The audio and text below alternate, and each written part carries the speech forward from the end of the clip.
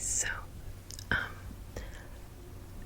just so you know, I have my sunset lamp shining directly in my eyes right now because I kind of like the color changing because it's kind of dark outside.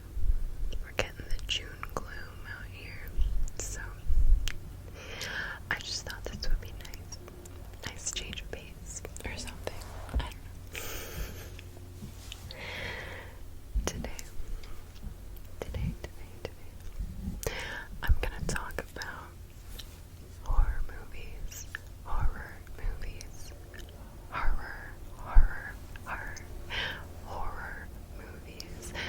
I said it so many times I stopped understanding how it was supposed to be pronounced. Okay, this is a controversial topic because everyone has, well, not everyone, but horror movie enthusiasts have opinions. They have opinions. And I'm really into the horror genre in general, especially with regards to art. And I do have opinions on horror movies, but horror movies aren't necessarily my favorite genre. Apocalyptic films are. If you watch the apocalyptic film video, you might know, but then also I really like sci-fi and apocalyptic sci-fi. There's a lot of crossover. But there's also a lot of crossover with horror and sci-fi and horror and apocalypse. So here's the deal. I'm not really gonna talk about too many slashers. I have a couple on this list, and this is just part one of, I don't even know how many, because literally I can't rank my favorite horror movies, so I just wrote down lists of my favorites, and I know from experience that I tend to ramble, so I'm only gonna do like 7 of them today. 7 out of all of the horror movies that I could possibly want to talk about, and I'm leaving a lot of my favorites off of this list, so I'm risking people being like, wow, you haven't seen this and this and this, and they might be my favorite movies. I don't know. I'm just kidding. I really don't care that much. I actually do want to know what your favorite horror movie is, because I might actually end up talking about it. Or if you sell it to me, then maybe I'll watch it. I know I might be like vastly, I keep touching the cables. I know that it's possible that I'm overestimating the amount of engagement I'm going to get, but any engagement that I do get, I really appreciate. Thank you so much. I love all of your comments. I also want to say that I appreciate all of your feedback, and I try to accommodate any suggestions within reason. Stuff like that I can fix without spending money, I will do my best to fix. If you suggest something where I have to buy a product, I might not be able to fix it right away, just because that would require me spending money, and trying not to spend money so much right now because I am a freelance artist and it's a tough time right now in my industry. So I'm tightening the belt, so I probably won't be buying any new products. So if you've suggested that I use certain gear or gadgets, maybe I'll be able to accommodate that somewhere down the line, and I appreciate your suggestions. Okay. Also, I have my skull cup with my water, and I have the electrolyte tablet, because I need to hydrate.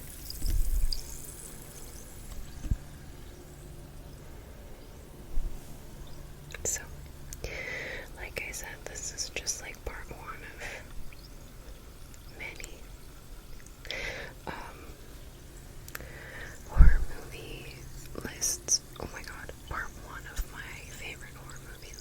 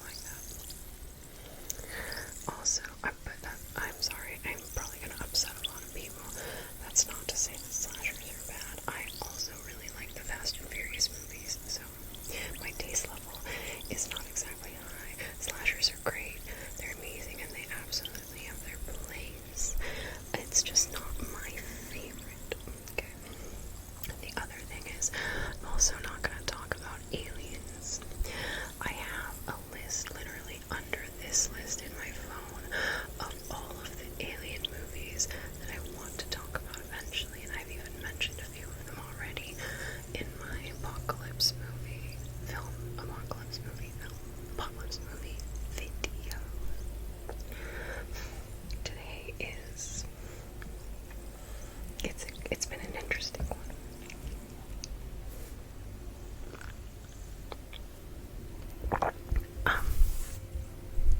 So I'm not talking about aliens, but let's just jump into it. Okay, I also might make some typing noises because I do plan on doing a little bit of, there's like music playing outside. That's gonna be annoying. This is delicious. Okay, so I just sneezed.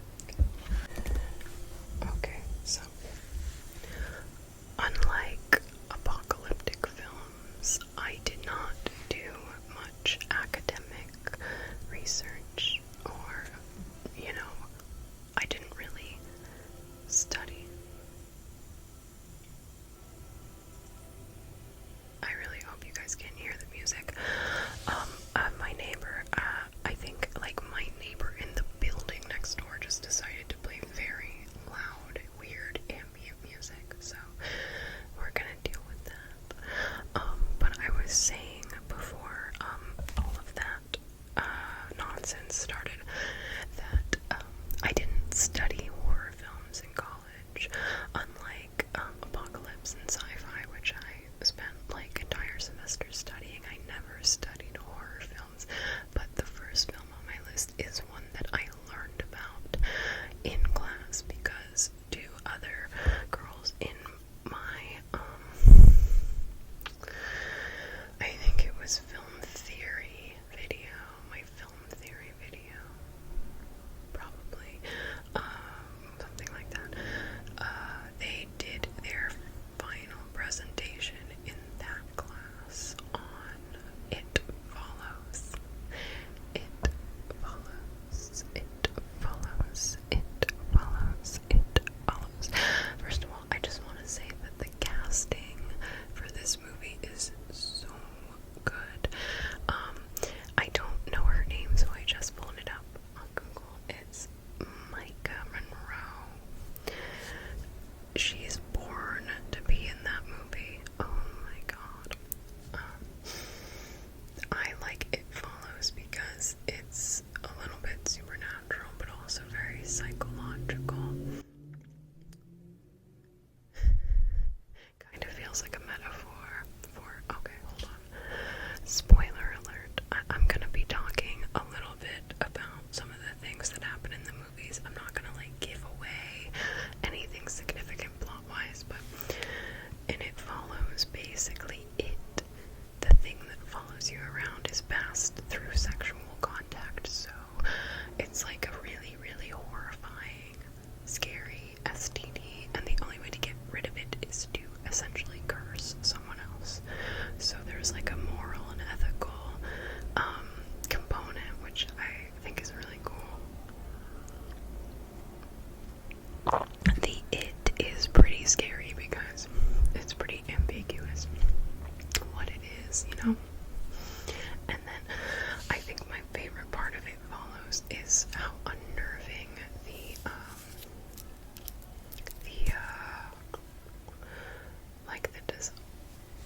music is so loud. I feel like you might be able to hear it. Yikes. Anyway, sorry. The setting of the movie, it's hard to know, like, what time period it is because there's, like, deliberate stylistic choices that make it feel confusing, on purpose. So there are things in the movie that don't really belong in our time, that feel dated. There's things that are merged components of, like, a couple different time periods. For example, one of the things that was brought up in that class was one of the girls is reading on almost like a Kindle, but it's a, like, shell case that kind of looks like a birth control case. I don't know if you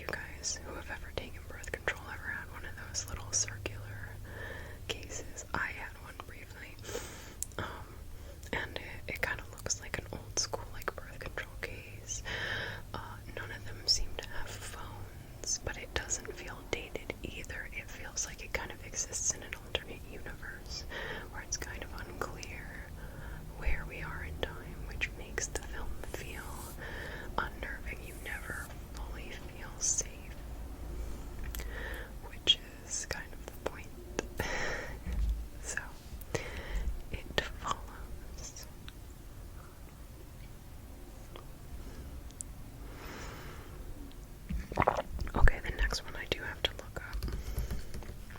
I only saw this one time, and it was one of those movies that I kind of was like, even though there were parts of it that weren't as effective for me, it was one of those movies where I was like, I really think that everyone should watch it. I like had my roommate watch it and everything. The Ritual. The Ritual. The Ritual. The Ritual. Okay. I'm not going to spoil it, but the opening of The Ritual is quite intense and jarring, and it really sets the scene for the rest of the film. Not only that, but it kind of sets the stakes for the rest of the film, which is it's pretty cool. It's also set in Sweden, which is, I've never been there, but based on what I've seen in the media, and obviously this might not be an accurate depiction, so if you're from Sweden, comment below, but it seems simultaneously gorgeous and also very creepy. I would say the same thing about lots of places I've lived, including I was born in England, which is a very like creepy kind of like gothic looking country in some places, and also Boston. When I lived in Boston, there was a like 18th century like graveyard, like literally like right down the street from where I lived, and it was insane. I swear it was haunted. Maybe it was 19th century, but I mean they had people buried in there from like the 1700s, I think, at least the 1800s for sure. You know, it's wild. Which honestly, it's crazy that I think that that's wild, considering most people probably are familiar with that. But I live in California, and they don't really have stuff that old here. Not as much, anyway. Because a lot of, you know, history previous to that time was wiped out by settlers. So anyway, let's move on from that. The Ritual is it's about a group of men who go on like a camping hiking trip in Sweden. I do believe that the whole point is that one of them gets hurt, so the rest of them have to figure out like how to get him out of this wilderness situation, and then things get weird and spooky, and there's a lot of references to like paganism, and it's cool. I like stuff like that. I am so deeply sorry. I just had to because the music got so loud. I really don't want to go back and start again, but it's a little quieter now, so hopefully it doesn't get too bad. Hopefully it wasn't loud enough that it was distracting. So, I was talking about The Ritual. It's hard to discuss it further without giving anything away, but I like the beginning, and I like the aesthetic of it, like the ambience overall. I love like Scandinavian or like paganish kind of horror, like rooted horror stuff. Okay, the next thing I want to talk about. Oh, I think you guys are gonna like this one. I don't know if you would even call it a horror movie, and unfortunately, now that I'm thinking about it, I probably could have saved this one for the Aliens video movie. My brain is not working apparently. Anyway, it's Killer Clowns from Outer Space. Killer Clowns from Outer Space.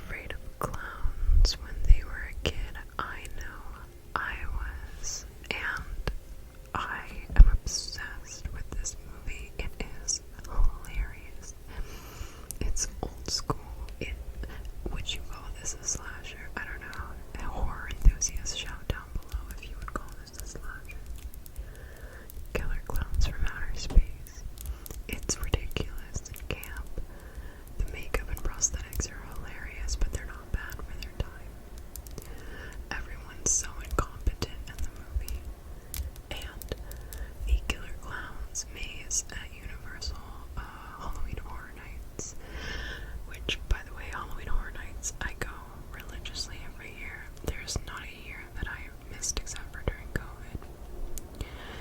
If you've never been to Halloween Horror Nights at Universal and you live in SoCal, or I'm assuming they do it in Orlando too, if you live in the Orlando area, what are you doing? You have to go immediately. Come on.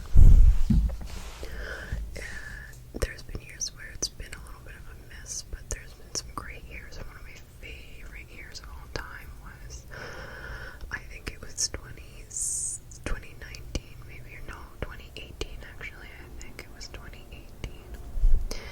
And I went with my boyfriend, and the Killer Clowns maze was hands down one of my favorite things I've ever experienced.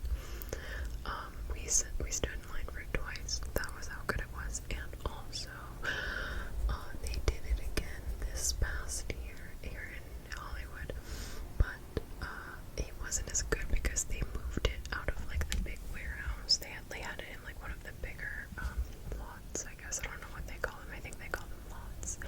They moved it out of the bigger one and they put it in a smaller space, so it wasn't as good. But I love clowns. I love clowns. I used to hate them, but now I love them. Also, there was a clown maze it was called the Halloween Haunt. It was at Great America up north. I used to go when I was in high school, and they had a Halloween, or like a fun house maze, where they played this very loud, like German fun house music. Oh, it was terrifying. I loved it. I loved it.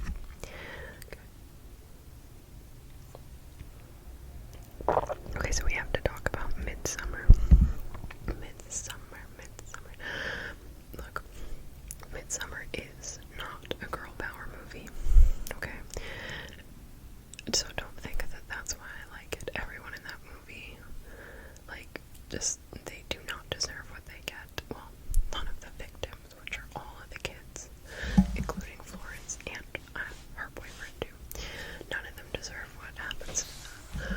It's horrifying, but I think the reason that all of this stuff happens really is just indicative of like emotional distress and how intense it can feel.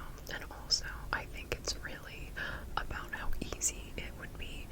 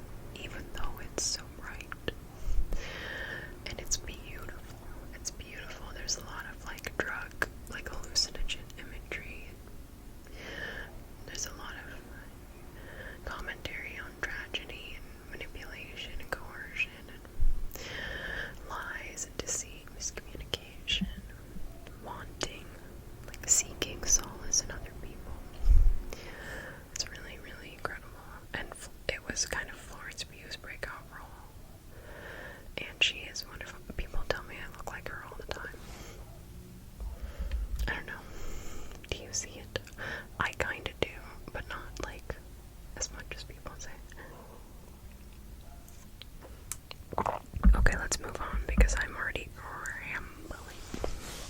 I want to talk about the witch. The witch.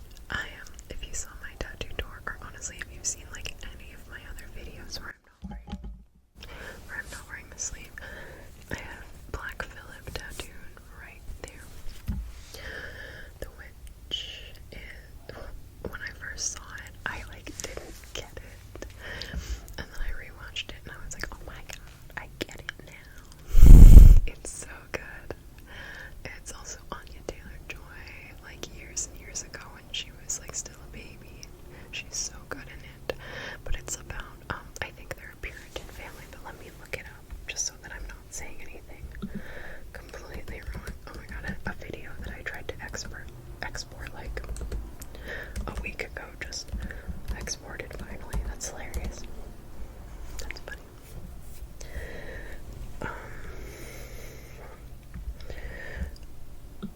It's a folklore. That's what they're calling it. So I think they're Puritans. But they are banished from like their village, I guess. They're in the US, but they came, I guess, from England. I think they came from England. I mean, they're English, so they came from England, and they're settled in the US, but before it was the US, obviously, and they're banished from their village, and as soon as they get banished and they have to move out of their village, all this crazy stuff starts happening, specifically to the daughter, which is the oldest daughter, the teenager, and she starts to notice weird stuff happening to their house and to their family and to her brother. It's a lot of commentary on religion and the confines of religion, and also the shame and expectations associated with femininity and womanhood. So it is kind of a girl power movie, but in a weird way. The end is open for interpretation, honestly. It reminds me of Midsummer a little bit. This might be a little bit of a spoiler, so if you haven't seen it and you don't want to know anything, I would say skip ahead, even though I don't know that I'm going to fully spoil it. But in the end of the movie, when Black Phillip sort of metamorphosizes or turns back into like his sort of more human or like a demon form, and he is like trying to convince, I think her name is Thomasin. He's trying to convince Thomasin to come with him. The stuff that he's throwing at her sounds really persuasive compared to the life of shame and guilt and rigid guidelines and adherence that she's been forced to live. And she's also like isolated with her family in this new world. So it makes sense that like the devil would persuade